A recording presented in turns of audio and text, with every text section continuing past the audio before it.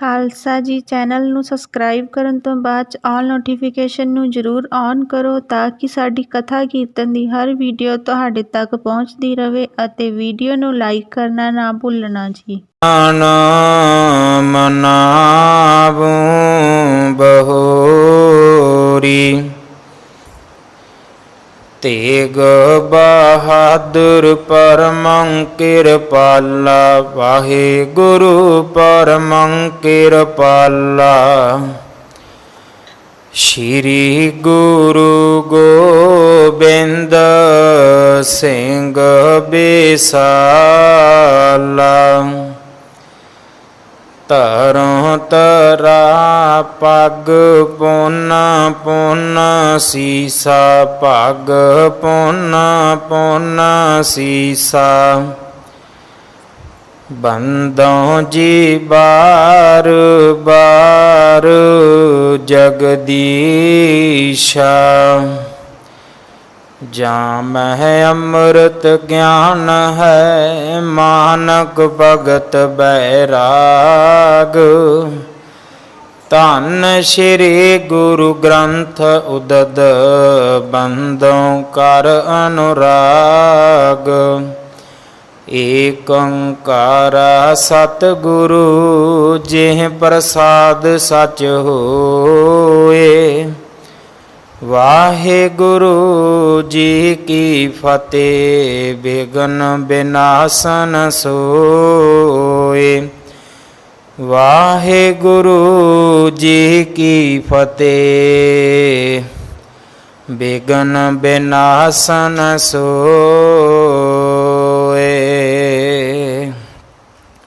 ਸ਼੍ਰੀ ਪ੍ਰਭ ਰਾਵੁਰ ਕੇਰ ਪ੍ਰਭਾਉ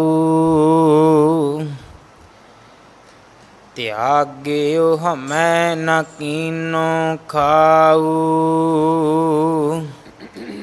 ਨਾ ਤੁਰ ਨਿਗਲ ਜਾਏ ਇੱਕ ਬਾਰੇ ਮਾਨਕ ਮੁਖ ਦਾਨ ਮਾਨਕ ਮੁਖ ਦਾਨੋ ਅਨਹਾਰੀ। ਵਾਹਿਗੁਰੂ ਜੀ ਕਾ ਖਾਲਸਾ ਵਾਹਿਗੁਰੂ ਜੀ ਕੀ ਫਤਿਹ। ਗੁਰੂ ਦਰ ਤੇ ਹਾਜ਼ਰ ਗੁਰੂ ਸਵਾਰੇ ਖਾਲਸਾ ਜੀ, ਆਪ ਜੀ ਵਡਭਾਗੇ ਹੋ ਜੋ 8ਵੇਂ ਪਾਤਸ਼ਾਹ ਬਾਲਾ ਪ੍ਰੀਤਮ ਸਤਿਗੁਰੂ ਜਿਸ ਡਿਠੈ ਸਭ ਦੁੱਖ ਜਾਏ ਇਹਨਾਂ ਅਜਮਤਾਂ ਵਡਿਆਈਆਂ ਦੇ ਮਾਲਕ ਗੁਰੂ ਹਰਕ੍ਰਿਸ਼ਨ ਸਾਹਿਬ ਮਹਾਰਾਜ ਜੀ ਦੇ ਪਵਿੱਤਰ ਚਰਨ ਛੋਹ ਪ੍ਰਾਪਤ ਇਤਿਹਾਸਕ ਅਸਥਾਨ ਗੁਰਦੁਆਰਾ ਬੰਗਲਾ ਸਾਹਿਬ ਜੀ ਦੀ ਯਾਤਰਾ ਕਰਦੇ ਹਾਂ। ਜੁਗੋ ਜੁਗ ਅਟਲ ਛਤਰ ਚਵਰ ਤਖਤ ਦੇ ਮਾਲਕ ਧੰਨ ਧੰਨ ਧੰਨ ਸ਼੍ਰੀ ਗੁਰੂ ਗ੍ਰੰਥ ਸਾਹਿਬ ਪਾਤਸ਼ਾਹ ਮਹਾਰਾਜ ਜੀ ਦੇ ਹਜ਼ੂਰ ਮਨੁੱਖਾ ਜੀਵਨ ਦੀਆਂ ਘੜੀਆਂ ਨੂੰ ਸਫਲਾ ਕਰ ਰਹੇ ਹੋ। ਸਤਿਗੁਰੂ ਕਿਰਪਾ ਕਰਨ ਸਾਰਿਆਂ ਦੀ ਯਾਤਰਾ ਸਫਲ ਹੋਵੇ। ਹੁਣ ਸਮਾਂ ਹੈ ਗੁਰੂ ਦਰਬਾਰ ਦੇ ਨਿਯਮ ਅਨੁਸਾਰ ਗੁਰੂ ਇਤਿਹਾਸ ਦੀ ਚੱਲ ਰਹੀ ਲੜੀਵਾਰ ਕਥਾ ਦਾ ਆਪਣੀਆਂ ਮਨ ਬਿਰਤੀਆਂ ਇਕਾਗਰ ਕਰੋ। ਰਸਨਾ ਪਵਿੱਤਰ ਕਰ ਦੇ ਇੱਕ ਵਾਰ ਸਾਰੇ ਉਚਾਰਨ ਕਰੋ ਜੀ ਸਤਨਾਮ ਵਾਹਿਗੁਰੂ ਜੀ। ਇਹ ਇਤਿਹਾਸ ਪਹਿਲੇ ਪਾਤਸ਼ਾਹ ਜਾਹਰ ਪੀਰ ਜਗਤ ਗੁਰੂ ਕਲ ਤਾਰਨ ਆਏ। श्री गुरु नानक देव महाराज जी का है। प्रसंग है सतगुरु जिसनों अज आपां श्री लंका कहने आ। उधर प्रस्थान करते ने। जदों सतगुरु जी समुंदर में चले ने तां इस कथा दे विच आउंदा है कि भाई मरदाना जी कहन लगे, महाराज रघुबर सेत जो बंद न कीना, बोलियो बहुर बैन मरदाना, तेह ऊपर को चलो परबीना। सतगुरु जेड़ा पुल जेड़ा सेतु श्री रामचंद्र जी ने बन्निया सी समुंदर ते, रावण नूं मारन दे समय आपां उस पुल तो चलीए, सानू उस पुल वाले रस्ते तो जाना चाहिए। गुर कहें लंका ते किए मोरा, तब ही राम सेत दिए तोरा। मरदानिया जदों श्री रामचंद्र लंका तो वापस आए सन, उदों ही उन्होंने ये जिहड़ा पुल सी ये तोड़ दिता सी। पंथ गमन को तां पर नाही, रही निशानी सागर माही। कोई कोई किते किते कोई निशानी है थोड़ी बहुती पुल दी, बाकी जान दा रास्ता कोई नहीं है। कि कोई भी मनुख जेड़ा है कि वो लंका चला जाए, शायद मेरी जानकारी ठीक होवे अज भी नहीं है। जां लोग बाई एयर जाते ने जां समुद्री जहाज दे राही जाते ने। हाँ जी, नाम जोर जोर सो रघु कल केता, नाम जोर सो रघु कुल केता। बांधे तबै उदत को सेता। जेड़े रघु कुल दे झंडे सन, निशान सन, श्री रामचंद्र उन्होंने राम दे नाम तो, मैं पहला भी बेनती की, गुरु ग्रंथ साहब महाराज दे विच कोई कंट्रोवर्सी नहीं है, कोई दुविधा नहीं है। भगत बाणी दे विच कुछ श्लोक आउंदे ने, कुछ पंक्तियां आउंदियां ने, कुछ शब्द आउंदे ने। तां गुरु साहिबाना ने बड़ी किरपा की। जदों ये महाराज दा ग्रंथ तैयार होया, जदों पोथी साहब, पोथा साहब या ग्रंथ साहब धन श्री गुरु ग्रंथ साहब महाराज जी की पंजवें पातशाह ने संपादना की है, उहदे नाल नाल वो जेड़े शब्द भगत साहबाना दे सन, उन्हां दी होर क्लैरिटी वास्ते कि भगत जी ने ये गल किस संदर्भ विच कही है, ताकि किसी के मन विच कोई संदेह ना पैदा होवे, उहदे नाल गुरु जी ने अपना शब्द दर्ज किया है। ये बड़ी वड्डी गल है। हुण जिवें भगत जी कहते ने कि रत्ती रत ना होए, अगर एक रत्ती मात्र भी, रत्ती एक तोल है। अज भी किसी सुनियारे कोल जाओगे तो वह तुहानूं दसेगा रत्तियां, तोले, मासे, ये भाषा और ये तोल अज भी सुनियारे कोल हैगा, साडे आम लोगों कोल नहीं है। क्योंकि साडे कोल ग्राम आ गए, ਗ੍ਰਾਮਾਂ ਤੋਂ ਬਾਅਦ ਸਾਡੇ ਕੋਲੇ ਕਿਲੋਗ੍ਰਾਮ ਆ ਗਏ। ਹੁਣ ਜਦੋਂ ਗ੍ਰਾਮਾਂ ਵਿੱਚ ਤੋਲ ਹੈ ਤਾਂ ਫਿਰ ਉਹ ਰਤੀਆਂ ਮਾਸਿਆਂ ਦੀ ਜਿਹੜੀ ਗਿਣਤੀ ਮਿਣਤੀ ਸੀ ਉਹ ਸਾਡੀ ਜ਼ਿੰਦਗੀ ਵਿੱਚ ਕੋਈ ਉਹਦੀ ਜਗ੍ਹਾ ਨਾ ਰਹੀ। ਹੌਲੀ ਹੌਲੀ ਇਹ ਸਾਨੂੰ ਵਿਸਰ ਗਿਆ, ਕਿਉਂਕਿ ਹੈ ਕੀ ਹੈ ਦੁਨੀਆ ਦੇ ਵਿੱਚ, ਹੈ ਕਿਰਤ ਵਿਦਿਆ। ਬਹੁਤੀ ਸਾਰੀ ਜਿਹੜੀ ਜ਼ਿੰਦਗੀ 'ਚ ਹੈ ਉਹ ਕਿਰਤ ਵਿਦਿਆ ਹੈ। ਹੁਣ ਜਿਵੇਂ ਭੈਣਾਂ ਦਾ ਕੰਮ ਰੋਟੀ ਪਕਾਉਣਾ ਹੈ, ਪਰ ਜਿਹੜੀ ਬੱਚੀ ਨੇ ਨਹੀਂ ਕਦੇ ਪਕਾਈ ਉਹ ਨਹੀਂ ਪਕਾ ਸਕਦੀ। ਤੁਸੀਂ ਕਹੋ ਲਓ ਜੀ ਬੀਬੀ ਕਾਹਦੀ ਹੈ ਜੀ ਰੋਟੀ ਨਹੀਂ ਪਕਾਉਣੀ ਆਉਂਦੀ, ਤਾਂ ਨਹੀਂ, ਉਹ ਭੈਣ ਵੀ ਭੁੱਲ ਜਾਏਗੀ ਜਿਹੜੀ 2 4 5 ਸਾਲ ਰਸੋਈ 'ਚ ਨਹੀਂ ਜਾਏਗੀ। ਉਹਨੂੰ ਇੱਕ ਦਿਨ ਤੁਸੀਂ ਵਾੜ ਦਿਓ ਵੀ ਆ ਚੀਜ਼ਾਂ ਬਣਾ ਕੇ ਦਿਓ, ਉਹ ਵੀ ਭੁੱਲ ਜੇਗੀ। ਅਮੂਮਨ ਸਾਡੀ ਜ਼ਿੰਦਗੀ ਵਿੱਚ ਸਭ ਕੁਝ ਕਿਰਤ ਵਿਦਿਆ ਤੇ ਮੁਨਸਰ ਹੈ। ਤੁਸੀਂ ਕੰਮ ਕਰਦੇ ਰਹਿੰਦੇ ਹੋ, ਅਭਿਆਸ ਹੁੰਦਾ। ਕਈ ਗੁਰੂ ਕੇ ਕੀਰਤਨੀਆਂ ਤੁਸੀਂ ਵੇਖਿਆ ਬਹੁਤ ਰਸ ਆਉਂਦਾ ਸਾਨੂੰ। ਉਹ ਕੌਣ ਨੇ? ਜਿਹੜੇ ਰੋਜ਼ ਕਰਦੇ ਨੇ। ਤੇ ਜਿਹਨੂੰ 6 ਮਹੀਨਿਆਂ ਬਾਅਦ ਤੁਸੀਂ ਵਾਜਾ ਫੜਾਓਗੇ, ਵਾਜਾ ਕਿਤੇ ਹੋਏਗਾ, ਭਾਈ ਸਾਹਿਬ ਕਿਤੇ ਹੋਣਗੇ। ਈਵਨ ਪਾਠ ਵੀ ਹੈ। ਜਿਹੜੀ ਬਾਣੀ ਤੁਸੀਂ ਰੋਜ਼ ਪੜੋਗੇ ਉਹ ਬਾਣੀ ਤੁਹਾਨੂੰ ਚੇਤੇ ਹੋ ਜਾਏਗੀ, ਤੇ ਜਿਹੜੀ ਬਾਣੀ ਤੁਸੀਂ ਰੋਜ਼ ਪੜ੍ਹਨੀ ਛੱਡ ਦਿਓਗੇ ਉਹ ਚੇਤੇ ਕੀਤੀ ਬਾਣੀ ਵੀ ਤੁਹਾਨੂੰ ਭੁੱਲ ਜਾਏਗੀ। ਤੁਸੀਂ ਕਹੋਗੇ ਨਹੀਂ ਜੀ ਮੈਂ ਤਾਂ 5 ਬਾਣੀਆਂ ਦਾ ਪਾਠ ਚੇਤੇ ਕੀਤਾ ਸੀ। ਤੁਸੀਂ 6 ਮਹੀਨੇ ਛੱਡ ਦਿਓ, ਮੁੜ ਕੇ ਕਰਕੇ ਵਿਖਾ ਦਿਓ।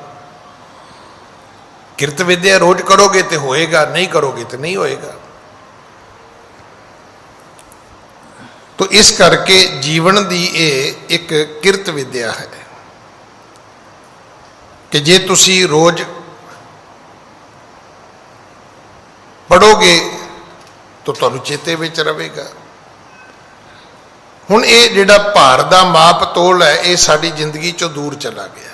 ਪਰ ਅੱਜ ਵੀ ਜਿਹੜੇ ਸਰਾਫਾ ਕੰਮ ਕਰਦੇ ਨੇ, ਸੁਨਿਆਰੇ ਦਾ ਕੰਮ ਕਰਦੇ ਨੇ, ਉਹਨਾਂ ਕੋਲੇ ਸ਼ਬਦ ਵੀ ਹੈਗੇ ਨੇ, ਤੋਲ ਵੱਟੇ ਵੀ ਹੈਗੇ ਨੇ ਇਹਨਾਂ ਦੇ। ਉਹਨਾਂ ਨੂੰ ਪਤਾ ਇੱਕ ਰਤੀ ਦਾ ਭਾਰ ਕਿੰਨਾ ਹੁੰਦਾ ਹੈ, ਕੁਝ ਕਿੰਨੇ ਗ੍ਰਾਮ ਹੁੰਦੇ ਨੇ ਉਹ ਦੱਸ ਸਕਦੇ ਨੇ ਤੁਹਾਨੂੰ।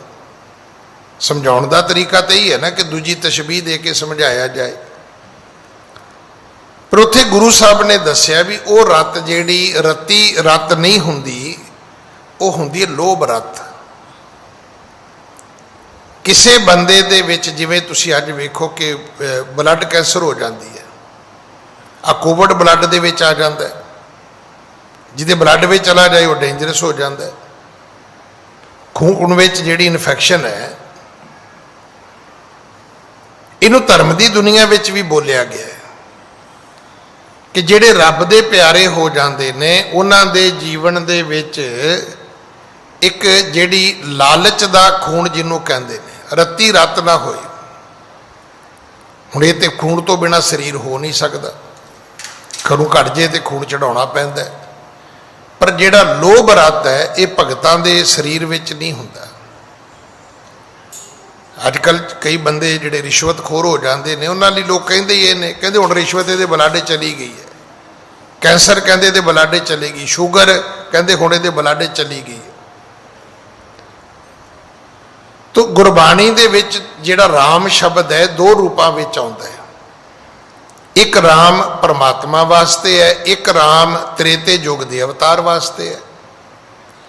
ਹੁਣ ਜਦੋਂ ਅਵਤਾਰ ਵਾਸਤੇ ਆਉਂਦਾ ਹੈ ਤੇ ਇਹ ਭਗਤੀ ਵੀ ਆਉਂਦੀ ਹੈ, ਰਾਮ ਗਇਓ ਰਾਵਣ ਗਇਓ। ਹੁਣ ਤੁਸੀਂ ਕਹੋ ਜੀ ਉਹ ਰਾਮਚੰਦਰ ਨਹੀਂ ਹੈ, ਨਹੀਂ ਉਹੀ ਰਾਮਚੰਦਰ ਹੈ ਜਿਹੜਾ ਇੱਕ ਰਾਮ ਦਸ਼ਰਥ ਦਾ ਬੇਟਾ, ਜਿਹੜਾ ਰਾਜੇ ਦਸ਼ਰਥ ਦਾ ਪੁੱਤਰ ਹੈ, ਜਿਹੜਾ ਤ੍ਰੇਤੇ ਦਾ ਅਵਤਾਰ ਹੈ, ਜਿਹਨੂੰ ਮਰਿਆਦਾ ਪੁਰਸ਼ੋਤਮ ਕਹਿੰਦੇ ਨੇ, ਜਿਹਨੂੰ ਰਘੂਬਰ ਕੇਤ ਆਖਿਆ। ਪਰ ਇੱਕ ਪਰਮਾਤਮਾ ਵੀ ਹੈ ਕਿ ਰਾਮ ਰਾਮ ਕਰਤਾ ਸਭ ਜਗ ਫਿਰੈ ਰਾਮ ਨਾ ਪਾਇਆ ਜਾਏ। ਹੁਣ ਉੱਥੇ ਰਾਮ ਜਿਹੜਾ ਹੈ ਉਹ ਇੱਕ ਰਾਮ ਘਟ ਘਟ ਮੇ ਲੇਟਾ, ਇੱਕ ਰਾਮ ਕਾ ਸਗਲ ਪਸਾਰਾ, ਇੱਕ ਰਾਮ ਸਭੂ ਤੇ ਨਿਆਰਾ। ਹੁਣ ਰਾਮ ਕਹਿਣ ਮੈਂ ਭੇਦ ਹੈ ਤੋ ਮੈਂ ਇੱਕ ਵਿਚਾਰ। ਤੋ ਜਿਹੜੇ ਰਘੂ ਕੇਤ ਸੀ ਉਹਨਾਂ ਨੇ ਰਾਮ ਦੇ ਨਾਮ ਦਾ ਇੱਥੇ ਜ਼ੋਰ ਵਰਤ ਕੇ ਬਾਂਧਿਓ ਤਬੇ ਉਦਤ ਕੋ ਸੇਤਾ, ਸਮੁੰਦਰ ਦੇ ਉੱਤੇ ਪੁਲ ਬੰਨ ਦਿੱਤਾ। ਹਾਂਜੀ, अब हम लेह कर नाम अलंबू हवै है पार सरब निद अंबू। ਅਸੀਂ ਮਰਦਾਨਿਆਂ ਰਾਮ ਦੇ ਨਾਮ ਦਾ ਆਸਰਾ ਲਵਾਂਗੇ, ਇਸ ਸਮੁੰਦਰ ਨੂੰ ਪਾਰ ਕਰਾਂਗੇ। ਹਾਂਜੀ। अस कह गमन कीन जगन्नाथा जल पार चले जाहे सुख रासा।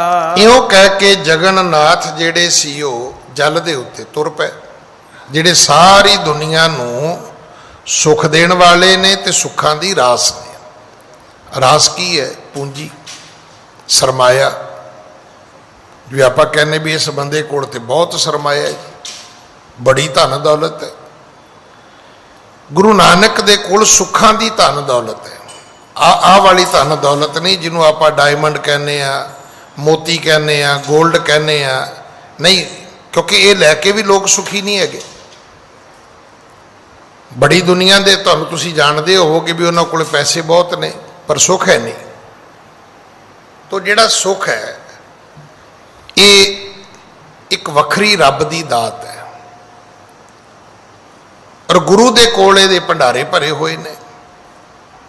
ਹੁਣ ਗੁਰੂ ਕਿਰਪਾ ਕਰੇ ਤੇ ਬੇਔਲਾਦ ਲੋਕ ਵੀ ਸੁਖੀ ਨੇ, ਬੱਚਾ ਕੋਈ ਨਹੀਂ ਹੈ ਪਰ ਸੁਖੀ ਨੇ। ਸਰੀਰ ਤੰਦਰੁਸਤ ਨਹੀਂ ਹੈ ਪਰ ਫਿਰ ਵੀ ਸੁਖੀ ਨੇ ਲੋਕ।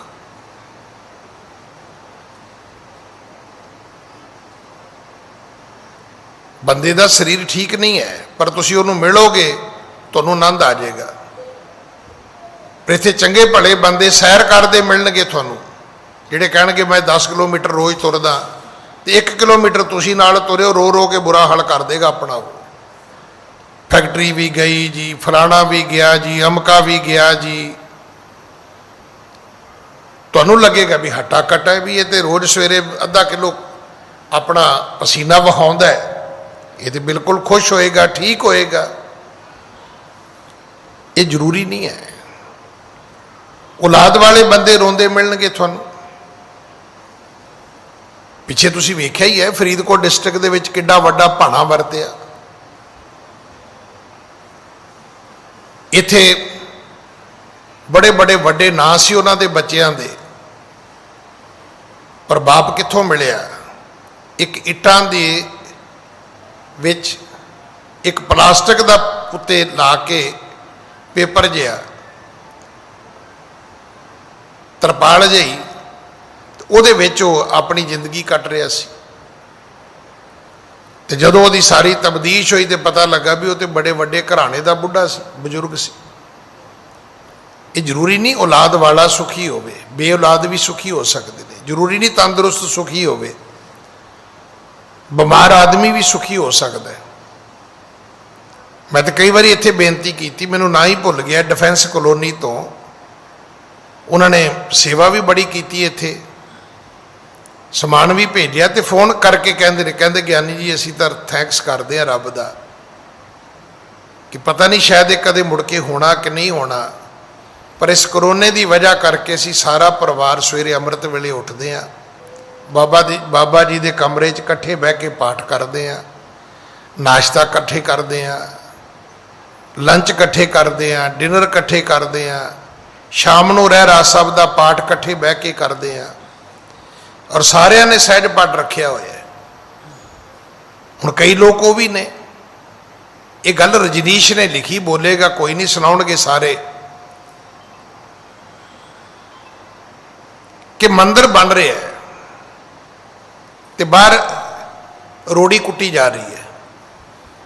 ਮੰਦਿਰ ਬਣ ਰਿਹਾ ਹੈ, ਰੋੜੀ ਕੁੱਟੀ ਜਾ ਰਹੀ ਹੈ, ਤੇ ਰੋੜੀ ਕੁੱਟਣ ਵਾਲਿਆਂ ਨੂੰ ਕਿਸੇ ਐਸੇ ਅਧਿਆਤਮਿਕ ਪੁਰਸ਼ ਨੇ ਜਾ ਕੇ ਪੁੱਛਿਆ, ਇੱਕ ਨੂੰ ਪੁੱਛਿਆ ਵੀ ਕੀ ਕਰਦਾ ਹੈ?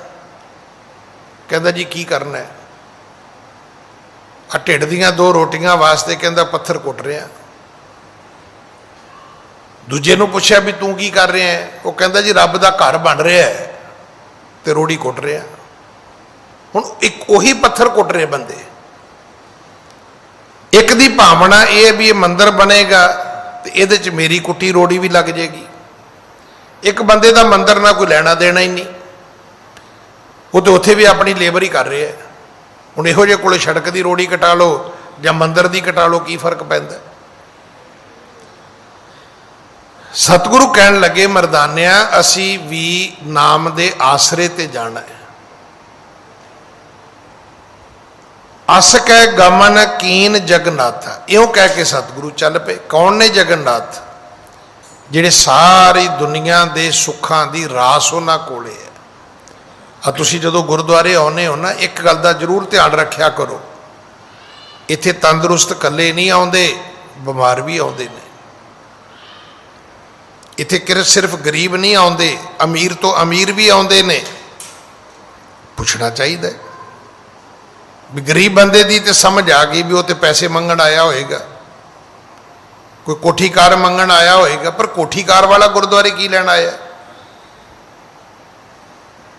ਜੇ ਉਹਦੇ ਘਰ ਵਿੱਚ ਸੁੱਖ ਸਮਰਿੱਧੀ ਹੁੰਦੀ ਨਾ ਤਾਂ ਉਹਨੇ ਗੁਰਦੁਆਰੇ ਨਹੀਂ ਸੀ ਆਉਣਾ। ਸਤਿਗੁਰੂ ਦੇ ਬਚਨ ਆਪਣੇ ਪੱਲੇ ਬੰਨ ਲਈਏ ਕਿ ਨਾਨਕ ਦੁਖੀਆ ਸਭ ਸੰਸਾਰ, ਜੋ ਜੋ ਦੀਸੈ ਸੋ ਸੋ ਰੋਗੀ, ਰੋਗ ਰਹਿਤ ਮੇਰਾ ਸਤਿਗੁਰ ਜੋਗੀ। ਇਹ ਸਿਰਫ ਗੁਰੂ ਹੀ ਹੈ ਜਿਹੜਾ ਸੁੱਖਾਂ ਦੀ ਰਾਸ ਹੈ, ਪੂੰਜੀ ਜਿਹਦੇ ਕੋਲ ਹੈ। ਹਾਂਜੀ। ਗਏ ਮਦ ਇਕ ਮੀਨ ਨਿਹਾਰਾ, ਸਹਿਸ ਕੋਸ ਕੋ ਜਿਹ ਬਿਸਥਾਰਾ। ਗਏ ਮਦ ਇਕ ਮੀਨ ਨਿਹਾਰਾ, ਸਹਿਸ ਕੋਸ ਕੋ ਜਿਹ ਬਿਸਥਾਰਾ। ਜਦੋਂ ਇਸ ਸਮੁੰਦਰ ਵਿੱਚ ਤੁਰੇ ਜਾਂਦੇ ਸੀ ਤਾਂ ਇੱਕ ਮੀਨ, ਇੱਕ ਮੱਛੀ ਵੇਖੀ ਹੈ, ਬੜੀ ਲੰਬੀ ਚੌੜੀ, ਪਤਾ ਨਹੀਂ ਕਿੱਡਾ ਕੁ ਵੱਡਾ ਮੱਛ ਹੋਵੇਗਾ। ਹਾਂਜੀ। ਤਾਂ ਪਰ ਕਿਤਕ ਬਾਰ ਕੀਏ ਗਵਨੰ, ਸਿਰ ਪਰ ਭੇ ਠਾਂਡੇ ਗੁਣ ਭਵਨੰ। ਜਦੋਂ ਬਹੁਤ ਸਾਰਾ ਪੰਧ ਲੰਘ ਲਿਆ, ਅਖੀਰ ਮੱਛੀ ਖਤਮ ਹੋ ਗਈ। ਜਿਵੇਂ ਜਾ ਕੇ ਉਹਦੇ ਜਿੱਥੇ ਉਹਦਾ ਸਿਰ ਸੀ, ਉਹਦਾ ਮੂੰਹ ਸੀ, ਉੱਥੇ ਸਤਿਗੁਰੂ ਜੀ ਖਲੋਤੇ ਨੇ। ਹਾਂਜੀ। ਬਦਨ ਬਲੋਕ ਡਰਿਓ ਮਰਦਾਨਾ, ਅਚਰਜ ਮਾਨਿਓ ਬਚਨ ਬਖਾਨਾ। ਪਿੱਛੋਂ ਭਾਈ ਮਰਦਾਨਾ ਤੁਰੇ ਆਏ, ਪਰ ਜਦੋਂ ਮੱਛੀ ਦਾ ਮੂੰਹ ਵੇਖਿਆ, ਮੱਛੀ ਕੀ ਸੀ? ਬਹੁਤ ਵੱਡਾ ਮੱਛ ਸੀ। ਫਿਰ ਭਾਈ ਮਰਦਾਨਾ ਜੀ ਡਰ ਗਏ। ਡਰੇ ਹੋਏ ਫਿਰ ਸਤਿਗੁਰੂ ਜੀ ਨੂੰ ਪੁੱਛਦੇ ਨੇ।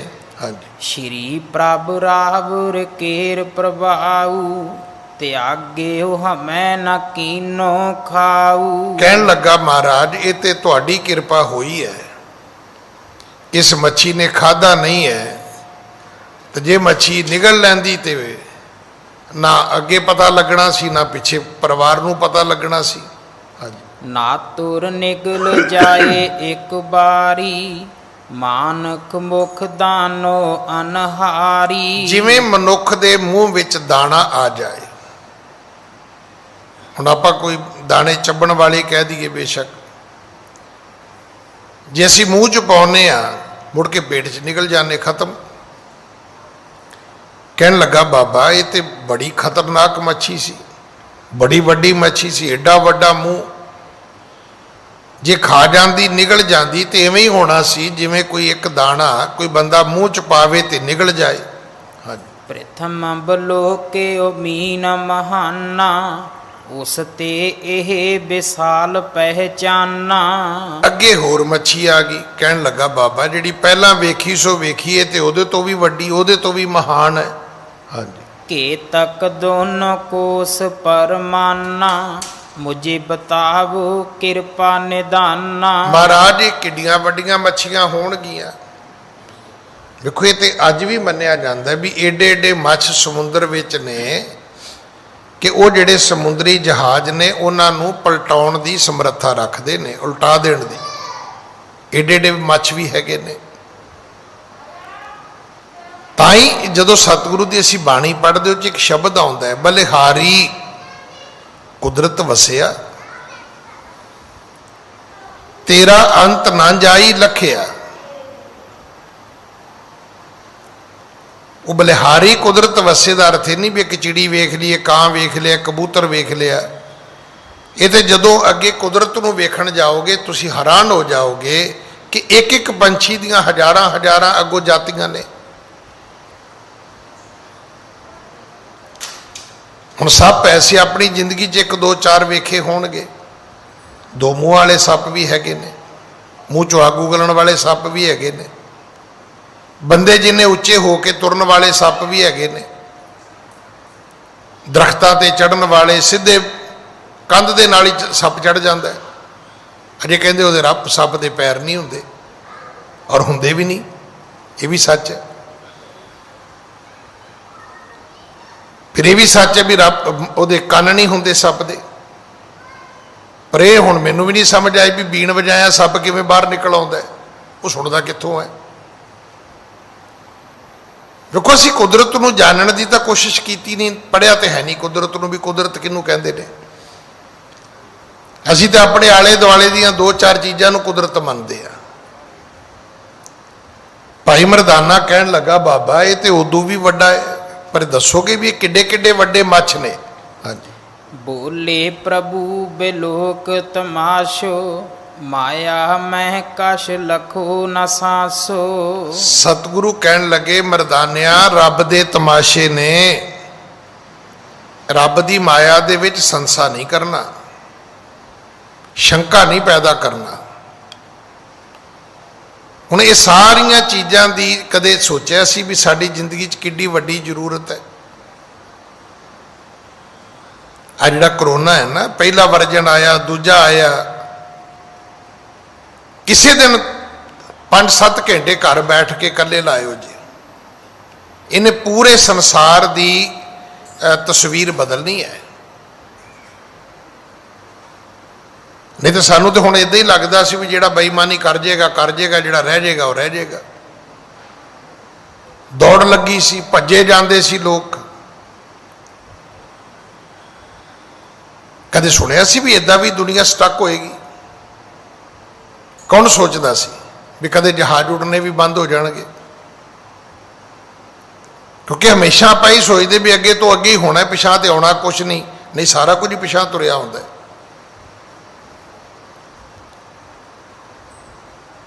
तो इस करके सतगुरु कहन लगे मरदानिया बोले प्रभु बलोक तमाशा।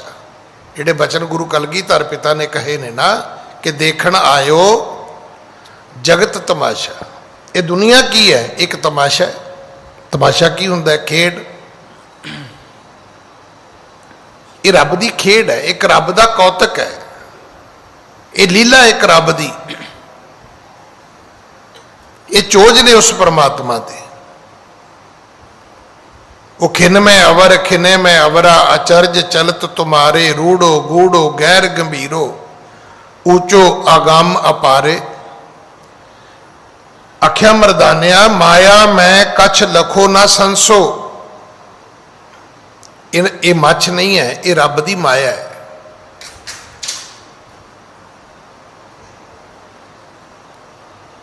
हुण ये जिहड़ा आसा दी वार नूं ध्यान नाल सुनेगा उन्होंने पता होएगा कि आप ही ने आप साजियो, आप ही ने रचियो नाओ, दुई कुदरत साजी है, कर आसन डिठो चाओ। ये दूजी की है? ये रब की कुदरत है। पहला रब ने अपनी रचना आप की थी, उस तो बाद दुनिया की रचना कर दी है। तजे तक साइंटिस्ट दुनिया नहीं फरोली जाते ने।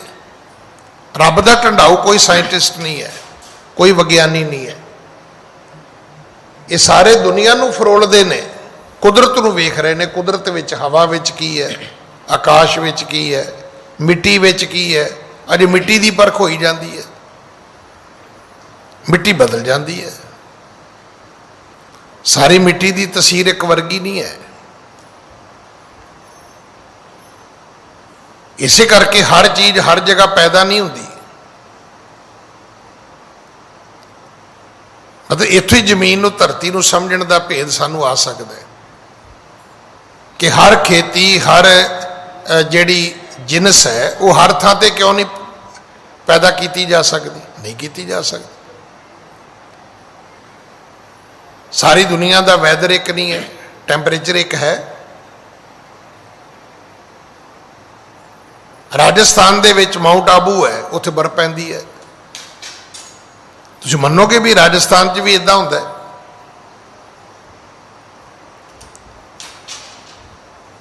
तो सच्चे बादशाह की कुदरत के जिहड़े भेद ने आपां इन्हां नूं समझ नहीं सकते।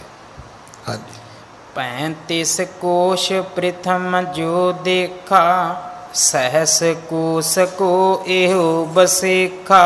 आख्या मरदानिया 35 कोस पहला मच्छ सी ते सहस कोस आ दूसरा मच्छ है जिहड़ा पानी दे विच है। हाँ जी। इसकी जात नाम तिम कहिए इस निगलै सो ते मंगल कहिए। ਇਹਦੀ ਜਾਤ ਜਿਹੜੀ ਉਹਨੂੰ ਤਿਮ ਕਹਿੰਦੇ ਨੇ, ਮੱਛੀ ਦਾ ਨਾਂ ਜਾਤੀ ਜਿਹੜੀ ਹੈ ਉਹ ਤਿਮ ਹੈ। ਇਸ ਨਿਗਲੈ ਸੋ ਤੇ ਮੰਗਲ ਕਹੀ ਹੈ।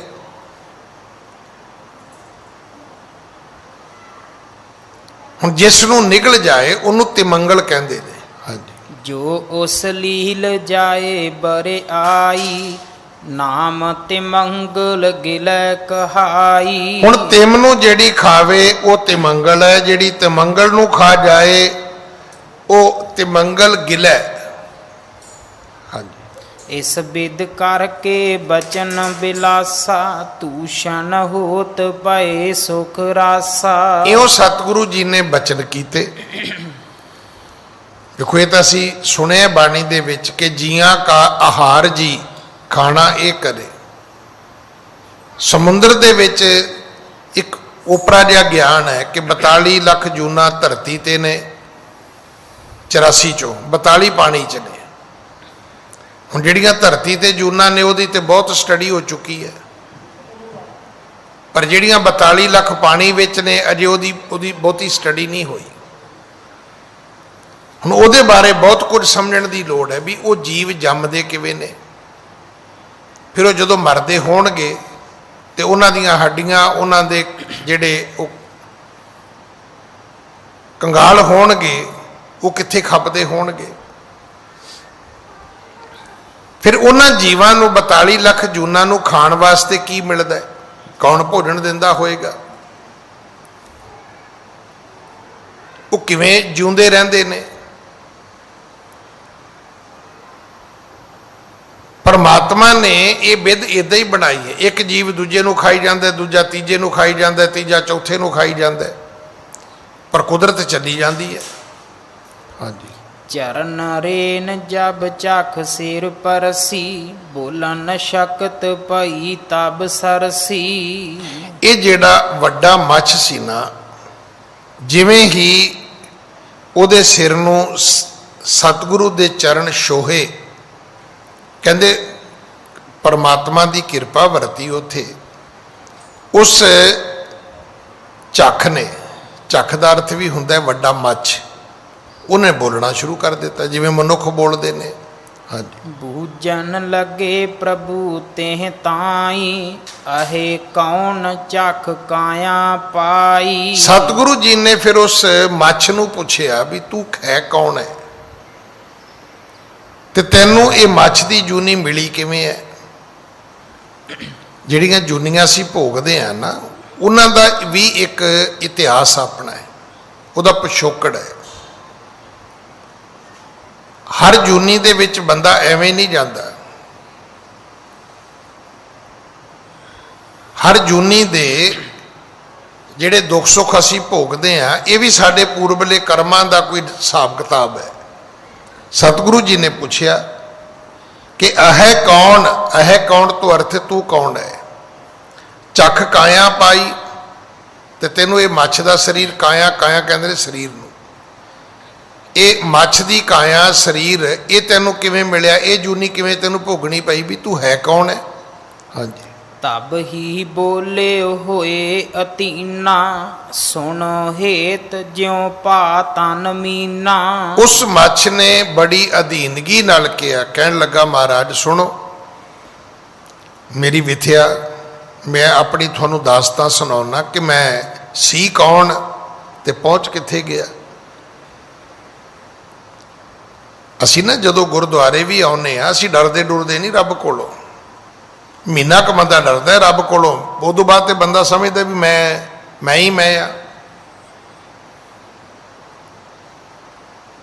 फिर भावें बंदा झाड़ू मारन वाला ही होवे, भावें पोचा मारन वाला ही होवे, भावें फर्श धोण वाला ही होवे, भावें केवल आटा गुन्नण वाला ही होवे, भावें वो कुंडी जी लैके ਪ੍ਰਸ਼ਾਦੇ ਥਲਣ ਵਾਲਾ ਹੀ ਹੋਵੇ, ਉਹ ਵੀ ਕਈਆਂ ਨੂੰ ਕੁੰਡੀ ਵਿਖਾਉਣ ਲੱਗ ਜਾਂਦਾ ਵੀ ਆ ਵੇਖੀ ਹੈ, ਇੱਕ ਮਾਰਾਂਗਾ ਕਹਿੰਦਾ ਤੇਰੇ ਲੱਕ 'ਚ।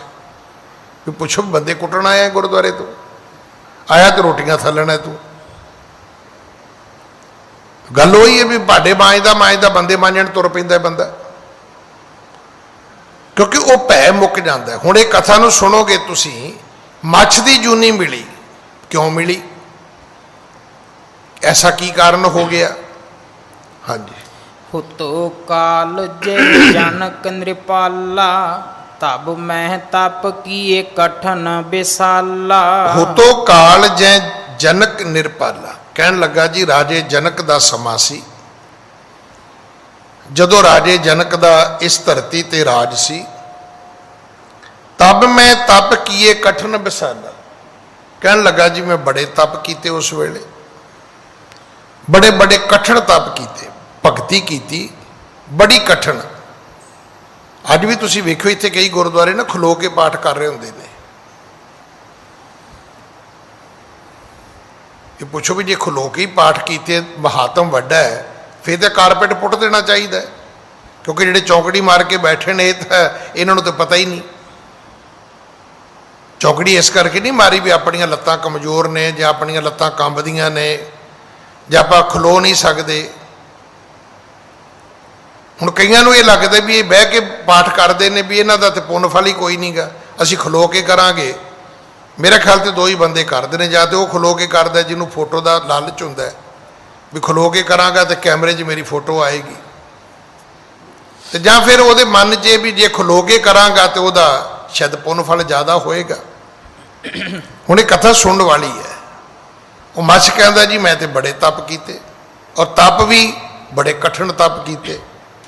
ਹੁਣ ਕਠਿਨ ਤਪ ਕਿਹਨੂੰ ਕਹਿੰਦੇ ਨੇ? ਹਾਂਜੀ। ਬਾਹਰ ਬਿਖੈ ਗਰਲ ਹਵੈ ਠਾਂਡੋ, ਰਹੇ ਸਥਿਰ ਕਰ ਧੀਰਜ ਗਾਡੋ। ਕਹਿਣ ਲੱਗਾ ਜੀ ਮੈਂ ਪਾਣੀ ਵਿੱਚ ਖਲੋ ਕੇ ਤਪ ਕਰਦਾ ਸੀ, ਮੰਤਰ ਜਾਪ ਕਰਨਾ, ਪਰ ਪਾਣੀ ਵਿੱਚ ਖਲੋ ਕੇ ਕਰਨਾ।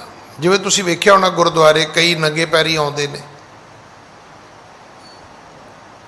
ਉਹ ਸੋਚਦੇ ਨੇ ਵੀ ਨੰਗੇ ਪੈਰੀ ਜਾਵਾਂਗੇ ਤੇ ਗੁਰਦੁਆਰੇ ਜਾਣ ਦਾ ਬਹੁਤਾ ਪੁੰਨ ਫਲ ਹੈ। ਇਹਦਾ ਮਤਲਬ ਗੱਡੀ ਵਾਲਿਆਂ ਨੂੰ ਤਾਂ ਕੁਝ ਮਿਲੇਗਾ ਹੀ ਨਹੀਂ,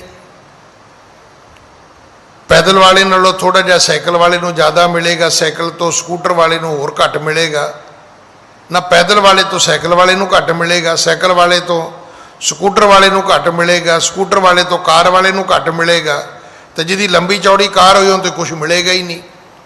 ਦੇਖੋ ਸਾਡਾ ਕੈਲਕੂਲੇਟਰ ਇਦਾਂ ਦਾ ਹੈ। ਨਹੀਂ, ਇਦਾਂ ਨਹੀਂ ਸੋਚਣਾ ਚਾਹੀਦਾ। ਜਿਹੜਾ ਪੈਦਲ ਆਉਂਦਾ ਉਹ ਵੀ ਮੁਬਾਰਕ ਹੈ, ਜਿਹੜਾ ਸਾਈਕਲ ਤੇ ਆਉਂਦਾ ਉਹ ਵੀ ਮੁਬਾਰਕ ਹੈ। ਗੱਲ ਸਿਰਫ ਗੁਰਦੁਆਰੇ ਆਉਣ ਦੀ ਹੈ। ਫਿਰ ਆ ਕੇ ਵੀ ਤੁਸੀਂ ਕੀਤਾ ਕੀ ਹੈ? ਜੇ ਆਪਾਂ ਆ ਕੇ ਝਗੜਾ ਹੀ ਪੈਦਾ ਕਰਨਾ ਹੈ ਤੇ ਪੈਦਲ ਆਉਣਾ ਵੀ ਨਿਸਫਲ ਹੈ, ਕਾਰ ਤੇ ਆਉਣਾ ਵੀ ਨਿਸਫਲ ਹੈ। ਤੇ ਜੇ ਆ ਕੇ ਆਪਾਂ ਗਵਾ ਲੈਣਾ ਹੈ ਤੇ ਫਿਰ ਸਾਰਾ ਕੁਝ ਹੀ ਮੁਬਾਰਕ ਹੈ। ਇੱਥੇ ਆ ਕੇ ਆਪਾਂ ਗਵਾਉਣਾ ਹੈ, ਮੈਂ ਨੂੰ ਖਤਮ ਕਰਨਾ ਹੈ।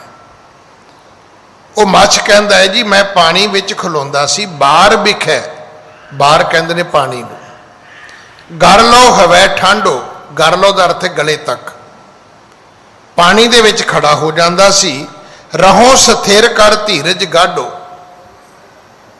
ਤੇ ਬੜਾ ਲੰਬਾ ਲੰਬਾ ਸਮਾਂ ਮੈਂ ਖਲੋਤਾ ਰਹਿੰਦਾ ਸੀ, ਤੇ ਖਲੋ ਕੇ ਮੈਂ ਮੰਤਰਾਂ ਦੇ ਜਾਪ ਕਰਦਾ ਸੀ।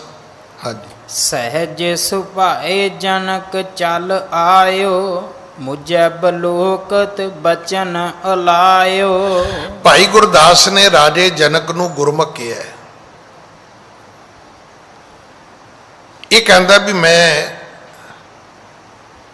ਤਪ ਕਰਦਾ ਸੀ, ਉਧਰੋਂ ਰਾਜਾ ਜਨਕ ਆ ਗਿਆ। ਰਾਜੇ ਜਨਕ ਨੇ ਮੈਨੂੰ ਵੇਖਿਆ ਵੀ ਇਹ ਤੇ ਬੜਾ ਔਖਾ ਤਪ ਕਰ ਰਿਹਾ ਬਈ, ਬੜਾ ਕਠਿਨ ਤਪ ਹੈ, ਪਾਣੀ 'ਚ ਖਲੋਣਾ। ਹੁਣ ਵੇਖੋ ਜੋ ਪਾਣੀ 'ਚ ਖਲੋਂਦਾ ਹੋਏਗਾ ਤੇ ਇਹ ਤੇ ਹੈ ਨਹੀਂ ਵੀ ਪਾਣੀ 24 ਘੰਟੇ ਗਰਮ ਹੋਏਗਾ, ਕਦੇ ਪਾਣੀ ਬਰਫ਼ ਜਿੰਨਾ ਠੰਡਾ ਵੀ ਹੋਏਗਾ, ਕਦੇ ਪਾਣੀ ਗਰਮ ਵੀ ਹੋਏਗਾ। ਫਿਰ ਘੰਟਿਆਂ ਬੱਧੀ ਕੀ ਦਿਨਾਂ ਤੱਕ ਮਹੀਨਿਆਂ ਬੱਧੀ ਪਾਣੀ 'ਚ ਖਲੋਤੇ ਰਹਿਣਾ। ਰਾਜੇ ਜਨਕ ਨੇ ਆ ਕੇ ਸਹਿਜ ਸੁਭਾਏ ਜਨਕ ਚਲ ਆਇਓ, ਮੁਝੇ ਬਲੋਕ ਬਚਨ ਅਲਾਇਓ। राजे जनक ने नू कोई बचन आख्या। हाँ जी। तप तह कठन कीन पा पूरा, अब तज मान बचन मम रूरा। राजे जनक ने कहा बई तेरा तप भाई हो गया है पूरा, हुण तैनू इस तरह का कठिन तप करन दी लोड़ नहीं। हुण मैं तैनू अगली गल दसदा, तू वो कर, तैनू इस तो अगला काम करना चाहिए। हाँ जी। जह सत संगत होत समाजा, सेवा करो तहाँ शुभ काजा। हुण तू पानी चों निकल ते जिथे संगत इकट्ठी हुंदी होवे उत्थे जा, संगत होवे समाज होवे, हुण जाके उत्थे हत्थी सेवा कर, क्योंकि पानी च खलो के हत्थां नाल ते तू कुछ कीता ही नहीं। ये तो गुरु घर की मर्यादा बड़ी विचित्र है। आ जिहड़े पैर ने ना, ये चरण सुहावे जां तौ धिर जुलदे, ये पैर कदों मुबारक ने जदों रब दे रस्ते ते तुरनगे। सीस सुहावा चरणी, पैर उदों मुबारक ने जदों रब दे रस्ते ते तुरनगे। सिर उदों मुबारक होएगा जदों गुरु दे चरनां ते मत्था टेकेगा। सिर उदों मुबारक नहीं है भी जदों तुसी तेल लवाओगे, जदों संधूर पाओगे, जदों वन सवनियां मीडियां करोगे, तुसी कहो जी सिर मुबारक हो गया ना। सीस सुहावा चरणी, गुरु दे चरनां ते गुरु दे पैरां ते रखिया सिर पवित्र है, वो सिर मुबारक है। लिखिया बाणी च, जो सिर साई ना निवे सो सिर कीजे काए। जो सिर साई ना निवे सो सिर कप उतार, कहते उत्ते वढ के सुट देना चाहिए। तुसीं इत्थे वेखोगे कई बंदे मत्था भी नहीं टेकते, अंदर आउणगे वो ना इदां ही तुरे फिरदे ने जिद्दां किते वो पार्क च जा किसी ने क्या होना है। तुसीं मतलब अलग अलग रब ने जी पैदा किए ने। जिहड़े जिम जाते हैं तुसीं वेखो, वो किसी की ब्याह शादी च भी जाणगे तो ऐ करके खड़े होणगे भी दसो भी इत्थे कोई एग्जीबिशन लगी है। उत्थे भी अपनी वो बॉडी का ही डिस्पले करी जाणगे। मतलब बंदे की नेचर अलग अलग है। कईयां नूं सैर करन दा शौक हुंदा है, वो जिवें सैर करते फिरते हैं उवें गुरुद्वारे च घूमना शुरू कर देंदे ने आके। वो मत्था भी नहीं टेकते, वो इत्थों अंदर वड़नगे ऐ करके निकल जाणगे। वो जिवें हुंदा नहीं भी चलो ये पार्क का गेड़ा होर कढ लो सी, उन्हां दे एक गेड़े विच गुरुद्वारे का गेड़ा भी आ गया विच उहदे। नहीं, पैर उदों मुबारक ने जदों गुरु दे घर नूं जाणगे। सिर उदों मुबारक है जदों गुरु दे चरनां ते मत्था टेकेगा। सीस सुहावा चरणी, मुख सुहावा जां तौ जस गावे। ये मूँह उदों पवित्र होना है जदों बाणी पढ़ोगे। बाकी जिन्नी मर्जी दुनिया दीयां गल्लां करी जो की फर्क पैंदा। जियो पया तो शरणी, जदों जिंद रब दे आसरे परनी चले गई, ये जिंद भी पवित्र हो जाएगी। वो मच्छ कहता है भी राजे जनक ने कहा भी हुण तू जिथे संगत होवे उत्थे जाना है, जिथे संगत होवे उत्थे जाके सेवा करनी है। हथ किवें पवित्र होने ने, सिर किवें पवित्र होना है, पैर किवें पवित्र होणगे, अखां किवें पवित्र होणगियां, क्योंकि अखी देखना रजियां बहु रंग तमाशे। ए नेत्रो मेरेओ हर तुम्हें जोत धरी, हर बिन अवर न देखो कोई। पुछो बाबा जी नू, कहते कागा कुरंग ढंडोलिया, सगला खाया मास, ए दोए नैना मत छू हो, फिर देखण की आस। कहां तू मेरा सारा शरीर नोच लिया है, पर मेरी अखां नू कुछ ना कमी।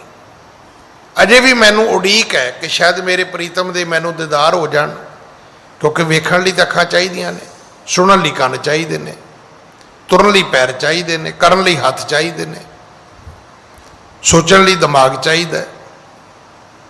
हुण जिहदे कोल दिमाग नहीं होएगा, तुसीं कहो जी ये सोचदा नहीं गा, वो की सोचेगा बेचारा। ਖਾਣ ਲਈ ਮੂੰਹ 'ਚ ਦੰਦ ਚਾਹੀਦੇ ਨੇ। ਜਿਹਦੇ ਮੂੰਹ 'ਚ ਦੰਦ ਨਾ ਹੋਣ ਉਹਦੇ ਅੱਗੇ ਸੇਬ ਕੱਟ ਕੇ ਰੱਖ ਦਿਓ, ਹੱਥ ਜੋੜੇਗਾ ਤੁਹਾਡੇ ਅੱਗੇ, ਭਰਾ ਜੀ ਮਾਫ ਕਰ ਦਿਓ। ਤੇ ਪੁੱਛੋ ਵੀ ਇਹਦੇ 'ਚ ਕਿਹੜਾ ਹੱਡੀਆਂ ਹੁੰਦੀਆਂ ਨੇ? ਸੇਬ ਹੀ ਹੈ।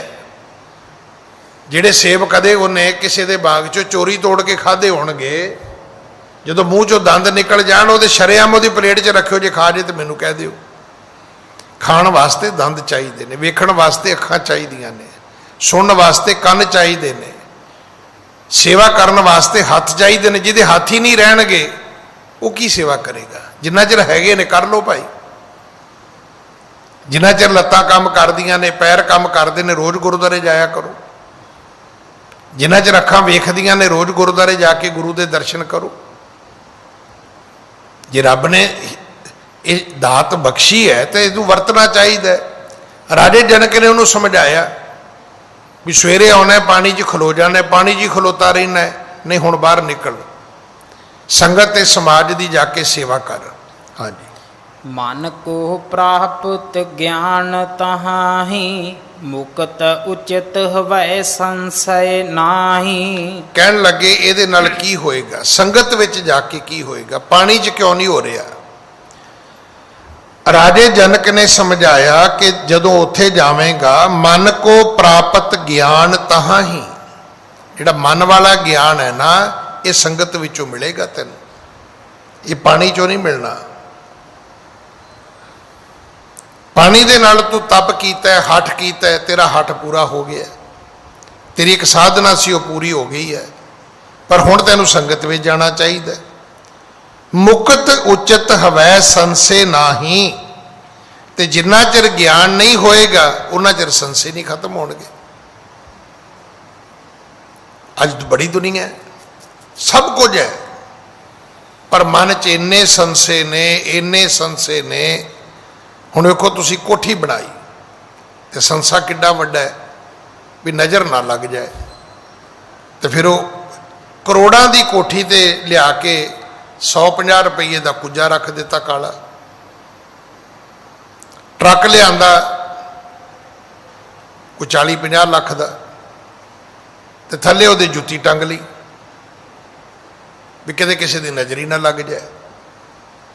ਹੁਣ ਇਹਨਾਂ ਸੰਸਿਆਂ ਦਾ ਕੀ ਇਲਾਜ ਹੈ? ਘਰ ਕੋਈ ਆ ਗਿਆ ਤੇ ਘਰ 'ਚ ਇੱਕ ਨੌਕਰਾਨੀ ਇਸ ਕੰਮ ਤੇ ਖੜੀ ਕੀਤੀ ਹੋਈ ਵੀ ਜਦੋਂ ਬਾਹਰ ਜਾਵੇ ਤੇ ਪੈਰਾਂ ਦੀ ਮਿੱਟੀ ਚੁੱਕ ਲਈ। ਨਹੀਂ, ਜੇ ਤੁਹਾਡੇ ਕਰਮ ਠੀਕ ਨੇ ਤੇ ਕਿਸੇ ਦੀ ਕਾਲੀ ਜ਼ੁਬਾਨ ਵੀ ਤੁਹਾਡਾ ਕੁਝ ਨਹੀਂ ਕਰੇਗੀ, ਤੇ ਜੇ ਤੁਹਾਡੇ ਭਾਗ ਸੜ ਗਏ ਨੇ ਤੇ ਚਿੱਟੀ ਜ਼ੁਬਾਨ ਵੀ ਕਿਸੇ ਦੀ ਤੁਹਾਡਾ ਕੁਝ ਨਹੀਂ ਸਵਾਰੇਗੀ। ਇਹ ਸਾਨੂੰ ਜੀਵਨ ਵਿੱਚ ਸਮਝਣ ਦੀ ਲੋੜ ਹੈ। ਆਪਣੇ ਬਜ਼ੁਰਗ ਕਹਿੰਦੇ ਹੁੰਦੇ ਸੀ, ਕਹਿੰਦੇ ਪੁੱਤਰ ਕਾਮਾਂ ਦੇ ਕਹਿਣ ਤੇ ਢੋਰ ਨਹੀਂ ਮਰਦੇ। ਹੁਣ ਇਹ ਬੋਲੀ ਤਾਂ ਮੇਰੇ ਬਜ਼ੁਰਗਾਂ ਦੇ ਇਲਾਕੇ ਦੀ ਹੈ, ਸ਼ੇਖੂਪੁਰੇ ਦੀ, ਸ਼ਾਇਦ ਇਹਨੂੰ ਆਪ ਜੀ ਨਹੀਂ ਪੂਰਾ ਸਮਝ ਪਾਓਗੇ। ਕਾਮਾਂ ਦੇ ਕਹਿਣ ਤੇ, ਕਾਂ ਇੱਕ ਆਮ ਪੰਛੀ ਹੈ, ਢੋਰ ਅਸੀਂ ਕਹਿੰਦੇ ਪਸ਼ੂਆਂ ਨੂੰ। ਵੀ ਜੇ ਕਦੇ ਕਾਮਾਂ ਦੇ ਕਹਿਣ ਤੇ ਪਸ਼ੂ ਮਰਨ ਲੱਗਣ, ਜਿਵੇਂ ਕਾਂ ਕਵੇ ਜੀ ਮੈਨੂੰ ਭੁੱਖ ਲੱਗੀ ਹੈ, ਤੇ ਰੱਬ ਕਵੇ ਚਲੋ ਢੱਗਾ ਮਾਰ ਦਿੰਦੇ ਆ, ਲੈ ਜਿੰਨਾ ਮਰਜ਼ੀ ਮਾਸ ਖਾ ਲੈ। ਕਦੇ ਕਾਮਾਂ ਦੇ ਕਹਿਣ ਤੇ ਵੀ ਪਸ਼ੂ ਮਰਦੇ ਨੇ। ਕਦੇ ਅਗਰ ਮੇਰੇ ਕਹਿਣ ਨਾਲ ਕੁਝ ਹੁੰਦਾ ਹੋਵੇ ਤੇ ਮੇਰਾ ਖਿਆਲ ਜਿੰਨੇ ਮੇਰੇ ਦੁਸ਼ਮਣ ਨੇ ਉਹ ਅੱਜ ਰਾਤੀ ਮਰ ਜਾਣੇ ਚਾਹੀਦੇ ਨੇ। ਇਸੇ ਕਰਕੇ ਰੱਬ ਨੇ ਮੈਨੂੰ ਕੁਝ ਨਹੀਂ ਦਿੱਤਾ। ਜੇ ਮੇਰੇ ਕਹਿਣ ਨਾਲ ਕੁਝ ਹੁੰਦਾ ਤਾਂ ਜਿੰਨੇ ਮੇਰੇ ਆਪਣੇ ਨੇ ਰਾਤੋਂ ਰਾਤ ਕਰੋੜਪਤੀ ਹੋ ਜਾਣੇ ਚਾਹੀਦੇ ਨੇ। ਨਹੀਂ, ਮੇਰੇ ਕੋਲ ਰੱਬ ਨੇ ਕੁਝ ਨਹੀਂ ਦਿੱਤਾ। ਬੰਦੇ ਨੂੰ ਰੱਬ ਨੇ ਇੰਨੀ ਤਾਕਤ ਸ਼ਕਤੀ ਨਹੀਂ ਦਿੱਤੀ। ਹੁਣ ਇਹ ਗਿਆਨ ਕਿੱਥੋਂ ਮਿਲਣਾ ਸੀ? ਇਹ ਸੰਗਤ ਤੋਂ ਮਿਲਣਾ ਸੀ। ਰਾਜੇ ਜਨਕ ਨੇ ਕਿਹਾ ਵੀ ਸੰਗਤ ਵਿੱਚ ਜਾ, ਸੇਵਾ ਕਰ, ਤੇਰੇ ਮਨ ਨੂੰ ਗਿਆਨ ਮਿਲੇਗਾ। ਤੇ ਗਿਆਨ ਕੀ ਕਰੇਗਾ? ਤੇਰੇ ਸੰਸੇ ਖਤਮ ਕਰੇਗਾ, ਤੇਰੇ ਮਨ ਦੇ ਭਰਮ ਖਤਮ ਕਰੇਗਾ। ਸ਼ਾਇਦ ਆਪ ਜੀ ਨੂੰ ਪਤਾ ਹੋਵੇ, ਟਿਕਾਣਾ ਸਾਹਿਬ ਵਾਲੇ ਮਹਾਂਪੁਰਖ ਮਹੰਤ ਬਾਬਾ ਹਰਬੰਸ ਸਿੰਘ ਜੀ ਸੇਵਾਪੰਥੀ ਚੜ੍ਹਾਈ ਕਰ ਗਏ। ਹੁਣ ਸੰਤ ਅੰਮ੍ਰਿਤਪਾਲ ਸਿੰਘ ਹੋਰੀ ਬੜੇ ਬਹਿਬਲ ਹੋਏ। ਪਹਿਲੇ ਦਿਨ ਉਹ ਇਸ ਕਦਰ ਭਾਵਕ ਹੋ ਗਏ, ਕਹਿਣ ਲੱਗੇ ਮੈਂ ਚਾਹੁੰਦਾ ਕਿ ਮੈਂ ਇਹਨਾਂ ਦੇ ਨਾਲ ਹੀ ਚਲਾ ਜਾਵਾਂ। ਅੱਜ ਉਹਨਾਂ ਦਾ ਅੰਗੀਠਾ ਸੰਭਾਲਿਆ ਮਜਨੂ ਟਿੱਲੇ ਗੁਰਦੁਆਰੇ। ਮੈਂ ਵੀ ਉੱਥੇ ਗਿਆ, ਮੇਰੇ ਕੋਲ ਇੱਕ ਮਾਤਾ ਆ ਗਈ, ਕਹਿੰਦੀ ਗਿਆਨੀ ਜੀ ਮੈਂ ਤੁਹਾਡੇ ਨਾਲ ਗੱਲ ਕਰਨੀ। ਮੈਂ ਕਿਹਾ ਦੱਸੋ। ਕਹਿੰਦੀ ਮੈਂ ਅਰਦਾਸ ਕਰਨੀ ਹੈ ਬੰਗਲਾ ਸਾਹਿਬ ਕਿ ਮਹਾਂਪੁਰਖਾਂ ਦੀ ਉਮਰ 100 ਸਾਲ ਹੋਵੇ। ਤੇ ਮੈਂ ਕਿਹਾ ਬੀਬੀ ਗਲਤ ਅਰਦਾਸ ਕਰੇਗੀ ਤੇ ਕਿਵੇਂ ਪੂਰੀ ਹੋ ਜਾਏਗੀ? ਕਹਿੰਦੇ ਉਮਰ ਵੀ ਘਟਦੀ ਵੱਧਦੀ ਹੈ ਨਾ, ਇਹ ਪੱਕਾ ਚੇਤਾ ਆਪਣੇ ਪੱਲੇ ਬੰਨ ਲਓ। ਮਰਨ ਲਖਾਏ ਮੰਡਲ ਮੇ ਆਏ। ਕਹਿੰਦੀ ਫਿਰ ਮੈਂ ਕੀ ਅਰਦਾਸ ਕਰਾਂ? ਮੈਂ ਕਿਹਾ ਜੀ ਕਰਨੀ ਤੇ ਕਰ ਵੀ ਮਹਾਰਾਜ ਜਿੰਨਾ ਚਿਰ ਰਹਿਣ ਤੰਦਰੁਸਤ ਰਹਿਣ, 80 ਸਾਲ ਰਹਿਣ, 90 ਰਹਿਣ, 95 ਰਹਿਣ, 72 ਰਹਿਣ, 73 ਰਹਿਣ, 75 ਰਹਿਣ, 85 ਰਹਿਣ, 95 ਰਹਿਣ, ਤੰਦਰੁਸਤ ਰਹਿਣ। ਆਪਾਂ ਵੀ ਜਦੋਂ ਆਉਂਦੇ ਆ ਨਾ, ਆ ਕੇ ਨਾ ਕਿਆ ਕਰੋ ਮਹਾਰਾਜ ਉਮਰ ਵੱਡੀ ਕਰ ਦੇ। ਤੇ ਜੇ ਕੋਈ ਨਾਮਰਾਦ ਬਿਮਾਰੀ ਲੱਗ ਗਈ ਤੇ ਫਿਰ ਉਮਰ ਤੇ ਭੋਗਣੀ ਪੈ ਗਈ ਜੇ ਰੱਬ ਨੇ ਦੇਤੀ ਤਾਂ। ਜੇ ਵੈਂਟੀਲੇਟਰ ਤੇ 10 ਸਾਲ ਕੱਟਣੇ ਪਏ ਕੱਟ ਲਾਂਗੇ ਫਿਰ ਆਪਾਂ। ਜੇ ਕੌਮਾਂ ਦੇ ਵਿੱਚ 5 ਸਾਲ ਰਹਿਣਾ ਪੈ ਗਿਆ ਤੇ ਕੱਟਾਂਗੇ ਆਪਾਂ। ਮੈਨੂੰ ਇੱਕ ਪਰਿਵਾਰ ਮਿਲਿਆ ਕੈਨੇਡਾ ਵਿੱਚ, ਟੋਰਾਂਟੋ ਵਿੱਚ, 3 ਬੱਚੇ ਨੇ ਉਹਨਾਂ ਦੇ, ਔਰ ਤਿੰਨੋਂ ਬੱਚੇ ਮਹੀਨਾ ਮਹੀਨਾ ਆ ਕੇ ਹਸਪੀਟਲ ਵਿੱਚ ਆਪਣੇ ਬਜ਼ੁਰਗ ਦੇ ਕੋਲ ਬੈਠੇ ਰਹਿੰਦੇ ਨੇ। ਤੇ ਬਜ਼ੁਰਗ ਕਿੱਥੇ ਨੇ? ਕੌਮਾਂ 'ਚ ਨੇ। ਉਹਨਾਂ ਨੂੰ ਪਤਾ ਹੀ ਨਹੀਂ ਕੋਈ ਮੇਰੇ ਕੋਲ ਹੈਗਾ ਕਿ ਨਹੀਂ ਹੈਗਾ। ਸਾਲੋਂ ਸਾਲ ਜ਼ਿੰਦਗੀ ਬੀਤ ਗਈ ਹੈ। ਇਹੋ ਜਿਹੇ ਸਰਵਣ ਪੁੱਤਰ ਕਿੱਥੋਂ ਲਿਆ ਕੇ ਆਓਗੇ ਤੁਸੀਂ? ਉਮਰ ਤੇ ਮੰਗ ਲਈ, ਦੇ ਦਿਓ ਜੀ ਉਮਰ ਦੇ ਦਿਓ। ਉਮਰ ਮੰਗਣ ਵਾਲੇ ਵੀ ਚੇਤਾ ਰੱਖਿਓ, ਗੁਰਦੁਆਰੇ ਉਹ ਲੋਕ ਵੀ ਆਉਂਦੇ ਨੇ, ਗਿਆਨੀ ਜੀ ਸੁਖਮਨੀ ਸਾਹਿਬ ਦਾ ਪਾਠ ਕਰਾਉਣਾ ਹੈ। ਕਾਹਦੇ ਲਈ? ਕਹਿੰਦੇ ਬਾਪੂ ਦੀ ਜਾਨ ਨਹੀਂ ਨਿਕਲਦੀ। ਵੀ ਪਾਠ ਹੈ ਕਿ ਡਾਂਗ ਹੈ? ਜਿਹੜਾ ਗਿਆਨੀ ਜੀ ਪੜ੍ਹਨਗੇ ਤੇ ਬਾਪੂ ਦਾ ਸਿਰ ਫਟ ਜੂਗਾ। ਇੱਥੇ ਉਹ ਵੀ ਬੱਚੇ ਹੈਗੇ ਨੇ। ਇਸ ਕਰਕੇ ਕੀ ਮੰਗਣਾ ਹੈ ਗੁਰੂ ਕੋਲੋਂ, ਇਹ ਤੁਹਾਨੂੰ ਸੰਗਤ ਵਿੱਚ ਆ ਕੇ ਪਤਾ ਲੱਗੇਗਾ। ਤੁਸੀਂ ਰੋਜ਼ ਆਓਗੇ ਤੁਹਾਨੂੰ ਪਤਾ ਲੱਗ ਜਾਏਗਾ ਮੰਗਣਾ ਕੀ ਹੈ, ਸੱਚੇ ਪਾਤਸ਼ਾਹ ਦੇ ਦਰ ਤੇ ਆਉਣਾ ਕਿਉਂ ਹੈ, ਇਥੋਂ ਮਿਲਦਾ ਕੀ ਹੈ। ਮੰਗਣਾ ਕੀ ਇੱਕ ਅਲੱਗ ਗੱਲ ਹੈ, ਮਿਲਦਾ ਕੀ ਹੈ ਇਹ ਦੂਜਾ ਗਿਆਨ ਹੈ। ਇਥੋਂ ਸਭ ਕੁਝ ਮਿਲਦਾ ਹੈ। ਸਾਚੇ ਸਾਹਿਬਾ ਕਿਆ ਨਾ ਹੀ ਘਰ ਤੇਰਾ, ਘਰ ਤਾਂ ਤੇਰੇ ਸਭ ਕੁਛ ਹੈ। ਕੇਵਲ ਕੋਠੀਆਂ ਕਾਰਾਂ ਨਹੀਂ ਮਿਲਦੀਆਂ, ਮੁਕਤੀ ਵੀ ਮਿਲਦੀ ਹੈ, ਬ੍ਰਹਮ ਗਿਆਨ ਵੀ ਮਿਲਦਾ ਹੈ। ਦੱਸੋ ਤੁਹਾਨੂੰ ਕੀ ਚਾਹੀਦਾ? ਇਸ ਦਰ ਤੋਂ ਹਰ ਬਖਸ਼ਿਸ਼ ਮਿਲਦੀ ਹੈ। ਹਾਂਜੀ।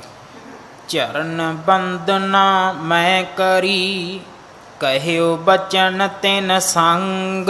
ਰਾਜੇ ਜਨਕ ਨੇ ਕਿਹਾ ਵੀ ਪਾਣੀ ਚੋਂ ਬਾਹਰ ਨਿਕਲ, ਸੇਵਾ ਕਰ, ਗਿਆਨ ਮਿਲੇਗਾ, ਸੰਸੇ ਮਿਟਣਗੇ। ਤੇ ਉਹ ਮੱਛ ਕਹਿੰਦਾ ਜੀ ਮੈਂ ਕੀ ਕੀਤਾ? ਪਾਣੀ ਚੋਂ ਨਿਕਲਿਆ, ਰਾਜੇ ਜਨਕ ਨੂੰ ਮੱਥਾ ਟੇਕਿਆ ਤੇ ਇੱਕ ਬੇਨਤੀ ਕੀਤੀ। ਹਾਂਜੀ। ਏਕ ਬਰਖ ਔਰੈ ਕਰੋ, ਪੁੰਨ ਪੁਰਨ ਬਿਨ ਭੰਗ। ਕਹਿਣ ਲੱਗਾ ਜੀ 1 ਸਾਲ ਹੋਰ ਕਰਾਂਗਾ, 1 ਸਾਲ ਪਾਣੀ 'ਚ ਹੋਰ ਖਲੋਵਾਂਗਾ ਤੇ ਉਹਦੇ ਨਾਲ ਫਿਰ ਕੀ ਹੋਏਗਾ? ਕਹਿਣ ਲੱਗਾ ਮੈਂ ਪੂਰਨ ਹੋ ਜਾਵਾਂਗਾ ਤੇ ਮੇਰਾ ਤਪ ਜਿਹੜਾ ਭੰਗ ਨਹੀਂ ਹੋਏਗਾ। ਹੁਣ ਰਾਜਾ ਜਨਕ ਗੁਰੂ ਸੀ, ਉਹਨੇ ਕਿਹਾ ਵੀ ਹੋ ਗਿਆ ਬਸ ਕਰ, ਹੁਣ ਸੰਗਤ ਕਰ, ਗਿਆਨ ਹੋਵੇ ਤੇ ਸੰਸੇ ਮਿਟਣ। ਇਹਨੇ ਅੱਗੋਂ ਮੱਥਾ ਟੇਕ ਕੇ ਗਿਆ, ਕਹਿਣ ਲੱਗਾ ਜੀ 1 ਸਾਲ ਰੁਕ ਜਾਓ, ਕਰਾਂਗਾ ਜ਼ਰੂਰ ਪਰ ਸਾਲ ਬਾਅਦ ਕਰਾਂਗਾ। ਹਾਂਜੀ। ਸੁਣ ਕੈ ਬੋਲਿਓ ਬਚਨ ਸੰਦੇਹੂ, ਨੀਕੋ ਬਚਨ ਨ ਮਾਨਿਓ ਕੇਹੂ। ਰਾਜਾ ਜਨਕ ਨੇ ਕਿਹਾ ਵੀ ਚੰਗਾ ਭਲਾ ਲੋਕ ਹੈ ਬਈ, ਤੂੰ ਸ਼ਿਸ਼ਕਾ ਦਾ ਤੇ ਮੈਂ ਗੁਰੂ ਕਾ ਦਾ, ਤੇ ਤੂੰ ਤੇ ਮੇਰੀ ਗੱਲ ਹੀ ਨਹੀਂ ਮੰਨੀ। ਮੈਂ ਤੇਰੇ ਭਲੇ ਲਈ ਆਖਿਆ ਤੈਨੂੰ, ਮੈਂ ਕੋਈ ਇਹ ਤਾਂ ਨਹੀਂ ਕਿਹਾ ਵੀ ਇੱਥੋਂ ਨਿਕਲ ਕੇ ਆ ਤੇ ਮੇਰੇ ਮਹਿਲਾਂ ਜਾ ਕੇ ਮੇਰੀ ਮਾਲਿਸ਼ ਕਰਿਆ ਕਰ। ਮੈਂ ਤੈਨੂੰ ਕਿਹਾ ਵੀ ਪਾਣੀ 'ਚ ਖਲੋਣ ਦੀ ਤੇਰੀ ਗੱਲ ਪੂਰੀ ਹੋ ਗਈ ਹੈ, ਹੁਣ ਸੰਗਤ ਵਿੱਚ ਜਾ, ਸੇਵਾ ਕਰ, ਤੇਰੇ ਮਨ ਨੂੰ ਗਿਆਨ ਮਿਲੇ, ਗਿਆਨ ਮਿਲੇਗਾ ਤੇਰੇ ਸੰਸੇ ਮਿਟਣਗੇ। ਤੇ ਤੂੰ ਅੱਗੋਂ ਕਹਤਾ ਨਹੀਂ ਜੀ 1 ਸਾਲ ਬਾਅਦ ਕਰਾਂਗਾ। ਚੰਗਾ ਹੈ ਬਈ, ਤੂੰ ਤੇ ਮੇਰਾ ਬਚਨ ਹੀ ਮੋੜ ਦਿੱਤਾ ਹੈ। ਹਾਂਜੀ। ਜਾਂ ਤੇ ਹਵੈ ਜਲ ਜੀਵ ਬਿਸਾਲਾ, ਜਲ ਮੈਂ ਰਹੋ ਸਦੀਵ ਬਿਸਾਲਾ। ਤੇ ਰਾਜੇ ਹੁਣ ਤੂੰ ਬਣੇਗਾ ਪਾਣੀ ਦਾ ਜੰਤੂ, ਤੇ ਪਾਣੀ ਦਾ ਜੰਤੂ ਬਣ ਕੇ ਤੂੰ ਜੁਗਾਂ ਦੇ ਜੁਗ ਉਹਦੇ ਵਿੱਚ ਰਵੇਂਗਾ, ਲੰਬੀ ਉਮਰ ਭੋਗਣੀ ਪਵੇਗੀ ਤੈਨੂੰ। ਹਾਂਜੀ। ਸੁਣ ਕਹਿ ਬਚਨ ਡਰਿਓ ਔਰ ਮਾਹੀ, ਸਰਾਪ ਅੰਤ ਬੂਝਣ ਪਾਤਾਹੀ। ਕਹਿਣ ਲੱਗਾ ਫਿਰ ਮੈਂ ਡਰ ਗਿਆ ਵੀ ਇਹ ਕੀ ਬਣਿਆ। ਤੇ ਫਿਰ ਮੈਂ ਪੁੱਛਿਆ ਵੀ ਗੁਰੂ ਜੀ ਮੈਨੂੰ ਇਹ ਤੇ ਦੱਸੋ ਵੀ ਮੇਰੀ ਮੁਕਤੀ ਕਿਵੇਂ ਹੋਏਗੀ, ਮੱਛ ਤੇ ਬਣ ਗਿਆ, ਪਰ ਇਥੋਂ ਬਾਅਦ ਕੋਈ ਮੇਰਾ ਕਲਿਆਣ ਹੋਏਗਾ, ਕਦੇ ਮੁਕਤੀ ਹੋਏਗੀ ਮੇਰੀ, ਕਦੇ ਕੋਈ ਹੋਰ ਜੂਨੀ ਮੈਨੂੰ ਮਿਲੇਗੀ। ਹਾਂਜੀ। ਬਨ ਕਹਿ ਬਨ ਕੋ ਜੀਵ ਬਹੋਰੀ, ਹੋਏ ਕੈ ਨਹੀਂ ਮੁਕਤ ਕਬ ਮੋਰੀ। ਕੀ ਮੁੜ ਕੇ ਕਦੇ ਬੰਦੇ ਦੀ ਜੂਨੀ ਮਿਲੇਗੀ ਮੈਨੂੰ, ਜਾਂ ਕਦੇ ਕੋਈ ਪੰਛੀ ਦੀ, ਜਾਨਵਰ ਦੀ, ਜੰਗਲਾਂ ਦੀ ਕੋਈ ਜੂਨੀ ਮਿਲੇਗੀ ਮੈਨੂੰ ਕਿ ਨਹੀਂ ਮਿਲੇਗੀ? ਕਿ ਹੁਣ ਮੈਂ ਸਾਰੀ ਜ਼ਿੰਦਗੀ ਜੁਗੋ ਜੁਗ ਪਾਣੀ ਵਿੱਚ ਹੀ ਪਿਆ ਰਵਾਂਗਾ? ਉਹ ਕਹਿਣ ਲੱਗਾ ਪਾਣੀ 'ਚ ਹੀ ਰਵੇਂਗਾ। ਕਹਿਣ ਲੱਗਾ ਜੀ ਫਿਰ ਮੇਰੀ ਮੁਕਤੀ ਕਦੋਂ ਹੋਏਗੀ? ਅੱਜ ਸਮਾਂ ਸਮਾਪਤ ਹੈ, ਸਤਿਗੁਰੂ ਕਿਰਪਾ ਕਰਨ।